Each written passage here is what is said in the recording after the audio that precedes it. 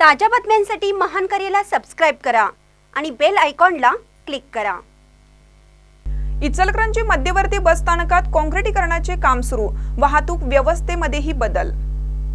शहरातील श्री शिवतीर्थ इचलकरंजी मध्यवर्ती बस स्थानकात काँक्रिटीकरणाचे काम सुरू असल्याने पूर्वेकडील सर्व फलाट बंद ठेवण्यात आले आहेत। वाहतूक व्यवस्थेमध्येही बदल करण्यात आले आहेत।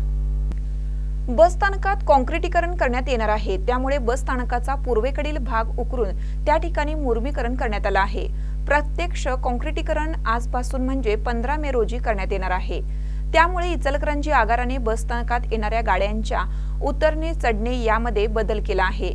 कोल्हापूरहून येणाऱ्या गाड्या शाहू पुतळा, डॉक्टर आंबेडकर पुतळ्यामार्गे बस स्थानकातील फलाट क्रमांक 6 वर येऊन नेहमीच्या मार्गाने रवाना होतील।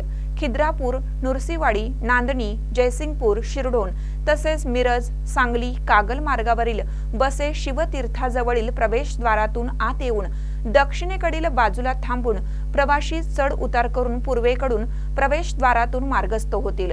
तर वडगाव मार्गावरून येणाऱ्या बसेस बस स्थानकात येऊन आउट गेट मधून येऊन वडगाव फलाटावर लावून परत नेहमीच्या मार्गाने जातील।